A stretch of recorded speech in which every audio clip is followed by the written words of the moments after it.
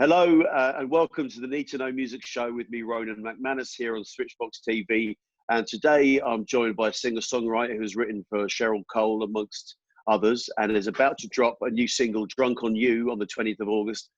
After spending most of his time working behind the scenes on projects, Kingsley Brown joins us now. How are you, Kingsley? You right? Yes, I'm good, thanks. How about yourself?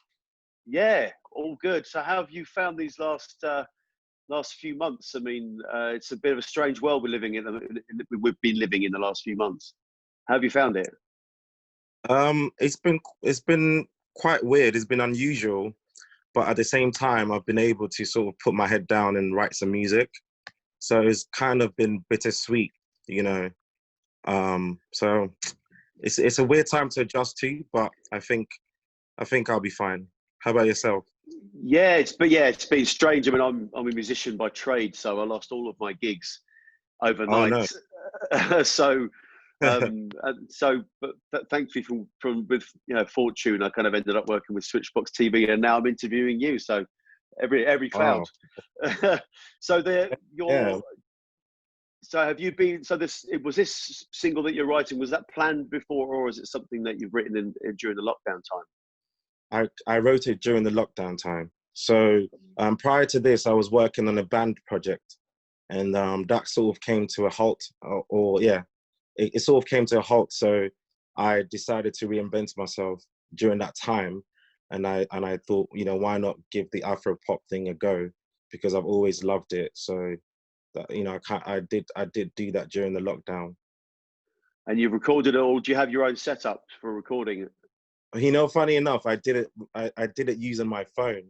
So what happened was Oh, wow. I recorded the vocals on my phone, and then I would send it over to the producer, who would add some magic to it, add some reverb and EQ, and make it sound amazing. And so that's how I got the demos done. So once we got to easing the lockdown stages, then I was able to go back in the studio and record it properly. So, I'd pretty much used my phone. It worked for me. That's amazing, isn't it? Yeah, I know. Yeah, I use mine for demo stuff. You can get a lot done yeah, on phones these days. They're amazing things. amazing, especially the iPhone 11. So, it's a good quality.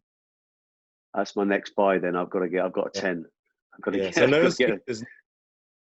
no excuses for anyone that claims they don't have a setup. You can get things done if you really want to.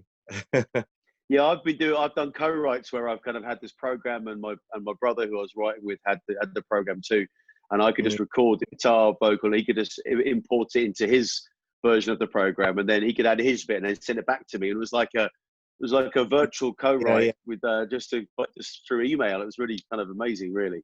yeah. It's amazing, especially during the lockdown, where you kind of have to make do with whatever is available to you.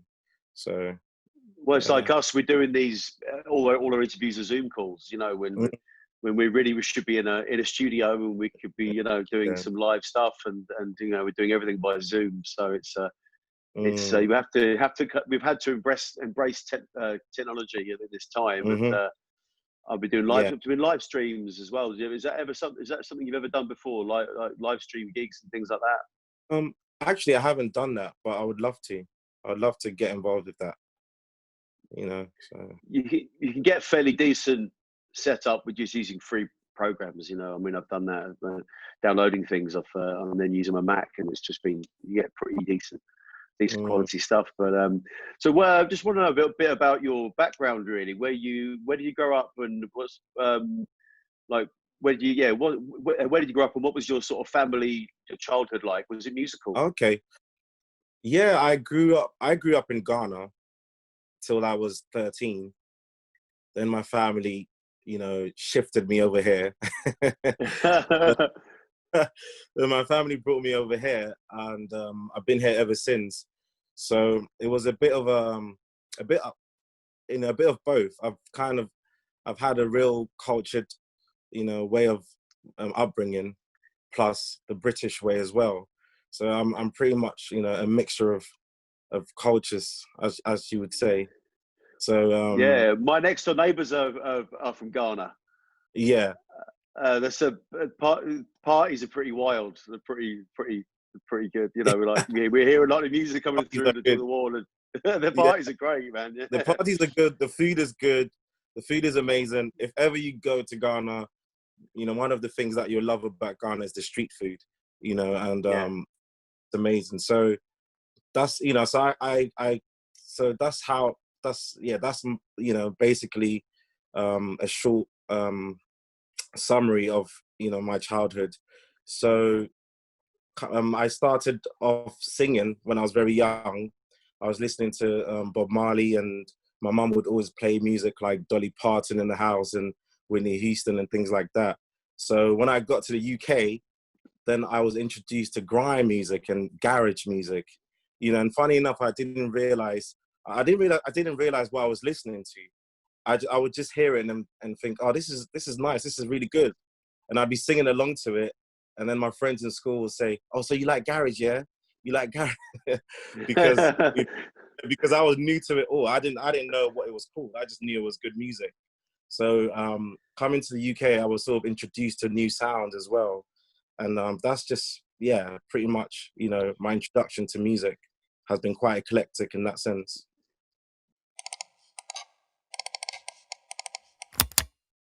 Yeah. So, what age did you kind of get into it as far as making music, or was something that you felt like you wanted to start to be involved with yourself? So when I was 17, I started quite late. You know, at 17, I decided that I wanted to, you know, start making music. And I remember watching a documentary by Usher, and how he had started very young at the age of 13.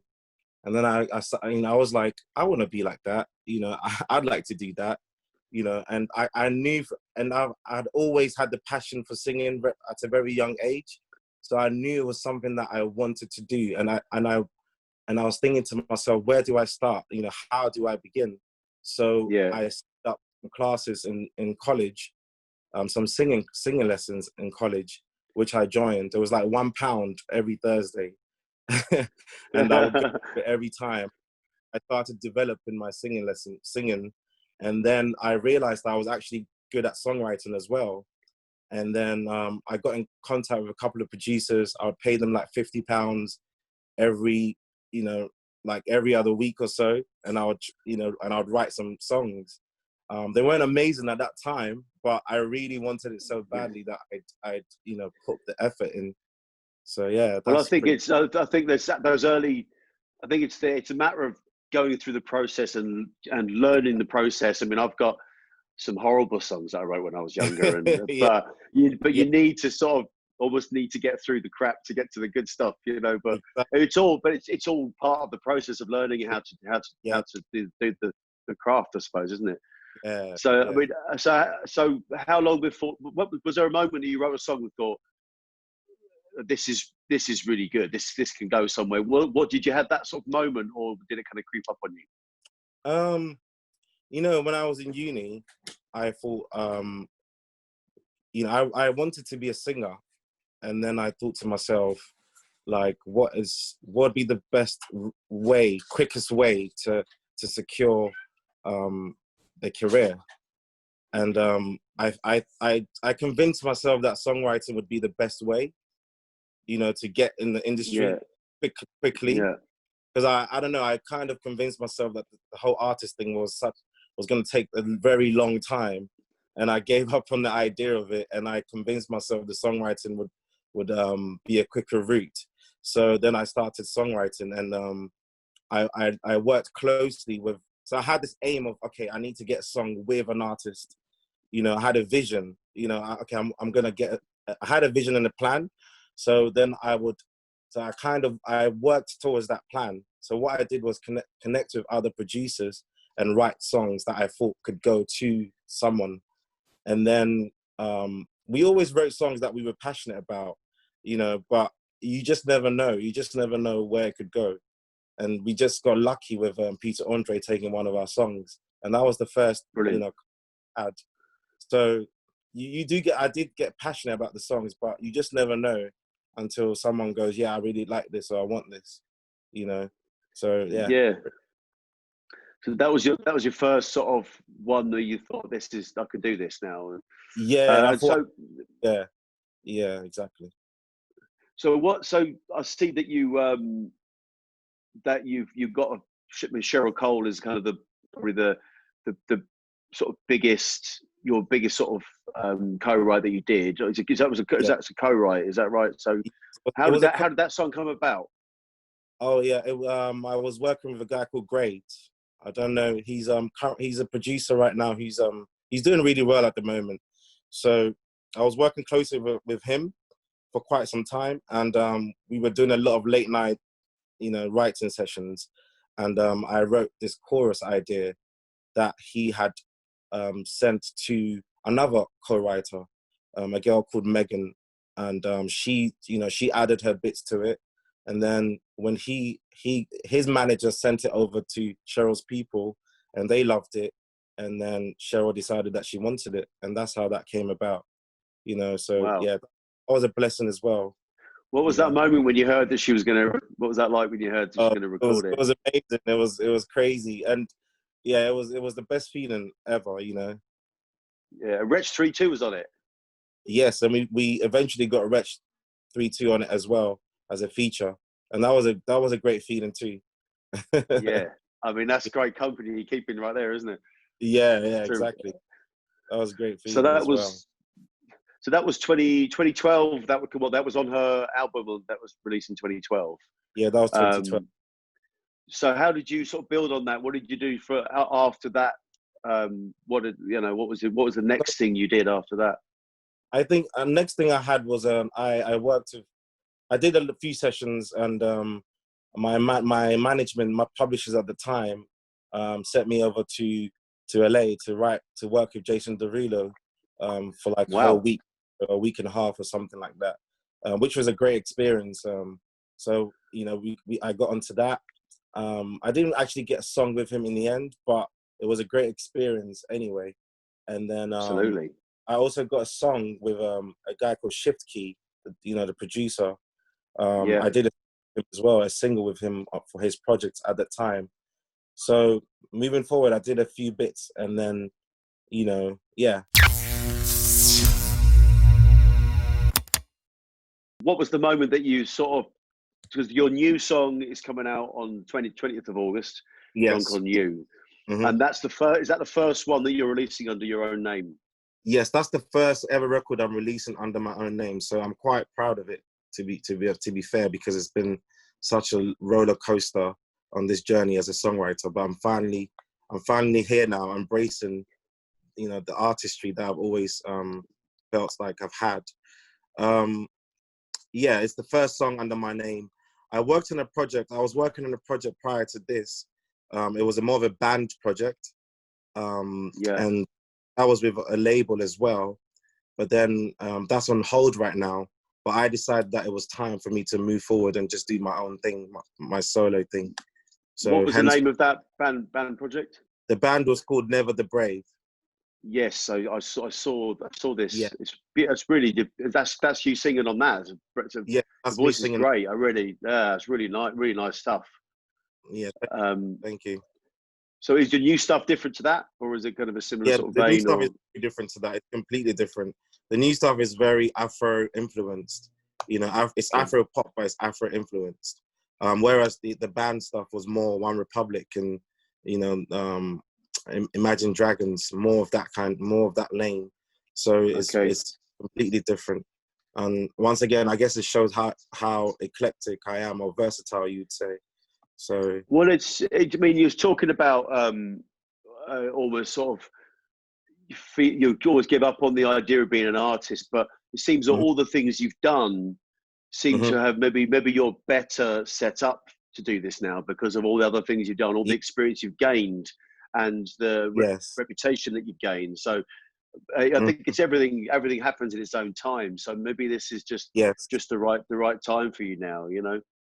Yes, I agree. You definitely said it. I agree. It's definitely a better time to present my best self as well. When you're more mature and understanding of my environment and the industry that I'm in. So you're definitely right. Yeah. So have you plans for this to be part of an album? Do you have other songs you've written, or are you taking it one by one? I'm taking it one by one. I've got the songs. I'm just gonna release it as a single each time, just to build a momentum and a fan base, and then maybe in the future look to do something of like an album. Once you have a few following and a few people listening, then it makes sense to give them a body of work. But from now, I'm just gonna release singles just to get that algorithm going. Well, to be fair, that's exactly what I'm doing with my band. We had an album ready to release in 2020, and Yeah. then obviously all this happened. So Mm-hmm. what we do now is just releasing each song as a single in intervals to gain that momentum. It seems to be the kind of a really, that's just the way people are listening to music and digesting music now, and using that algorithm, Spotify and all that kind of it all works on that. So it seems like it's a good way to go. So what's the plans then? Is it something that you'd like to do live? How would you go about that? Is it something that you'd need a band for, or can you go out on your own? I'm probably going to try and do it live, by maybe getting a guitarist and just doing acoustic versions of the songs. And Nice. if when I can, I wouldn't mind doing it on my own as well with a backing track. I can do that too, because it's that vibe, it's that energetic feeling. So yeah, I definitely do plan on singing it at some point once everything, gets a bit better. Yeah, I mean, once we're in a studio, we're definitely Yeah. like you to come in and do it. Yeah. And give us a blast of it in the studio. It'd be fantastic to get you in and see you. It'd be nice to meet you in person, because it's this is good. It's good that it's better than nothing, the Zoom calls, but it's nothing like sitting next to somebody, So, so what do you say has been your sort of career highlight so far? What have you enjoyed the most? Not necessarily achievement wise, or like, do you know what I mean? It could be something that just an experience you had that you enjoyed. What would you say is kind of stands out for you? My highlight, well, to be fair, when I got sent over to LA to work with Jason Derulo, they put me in this fancy hotel, and I thought the hotel was so amazing. I had never seen like such before, and it was my first time, and I was amazed by the whole experience of it. So I remember that being a great moment for me, and the whole idea of even working with him, was like, I was starstruck, and the whole thing was just like, wow, I can't believe this. So I would have to say that was a moment for me. Did you fall in love with the LA lifestyle? Did you find it hard to come back to London? I did. I didn't want to come back. I thought, man, I thought I would love to live here. There's lots of sun, and I wouldn't mind it. I went back a couple of times, but then I went back a couple of times after that, to be fair. So if you need a personal assistant, I'm available. I'm happy to come over to LA. Definitely, I'll let you know. So what have been the sort of biggest sort of challenges that you've faced so far in you? Yeah. Oh yeah, been a few challenges. I think but one of my challenges would be, I think, is as a songwriter, the idea of writing many songs and not really having a clear plan of where it's going, which can leave most songwriters quite anxious, because nothing is guaranteed, nothing is promised. I have found more challenging than anything, because when you realize the potential in a song, but then it has to go through a lot of gatekeepers and people that have to decide, how worthy the song is. It's frustrating for songwriters, or for myself anyway. So no, I totally agree with that. Yeah, that's been my biggest challenge, of coming to terms with that, and then coming to terms with that. which has propelled me to wanting to do my own thing, you know. So I feel like there could be a better structure in place for independent songwriters to get their songs out there. Seems to be a lot of places where you can kind of pay for an opportunity and that never comes. There seems to be a lot of those kind of things out there. A lot of misleading websites and shysters out there, basically kind of preying on people. But I feel like there could be a better structure in place and for songwriters and to sort of help the songs be out there without having to necessarily have a big publisher or a big record label behind you or whatever, you know. Yes, exactly. And I think in this climate, I mean, people are doing it now. People are releasing things, and you know, people are taking more control. So people are recording songs on their phones. Yes. People are taking more control. Yeah, it seems like it's a great time for creating music. It's just where it goes from there seems to be the gap for me. I don't know. It's just a hope for something to kind of change in that respect, you know. Yeah.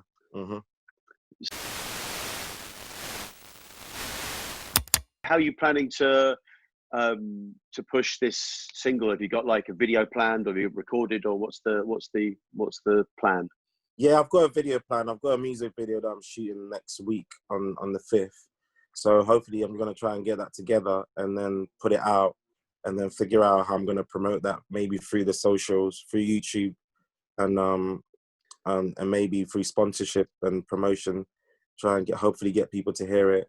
So I'm planning on that. And then I am also hopefully going to, I've employed a PR company to help me out with some pitching out to playlists and things of that nature. So hopefully Excellent. hopefully we can get the song, listened to by a few people.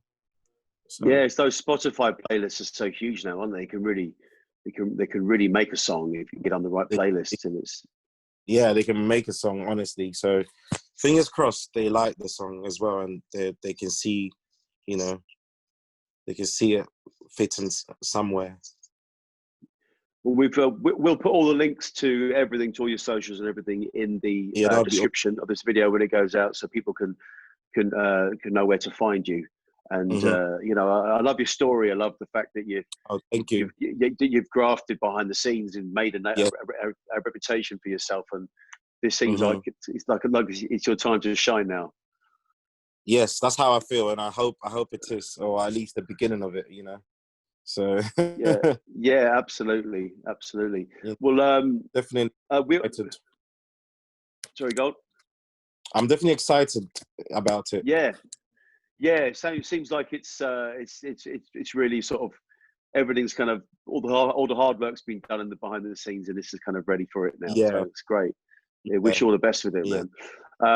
We always ask everyone for a recommendation for somebody that people may not have heard of or should check out. What would be your recommendation for us? Well, first of all, you could check out the Never the Brave, band.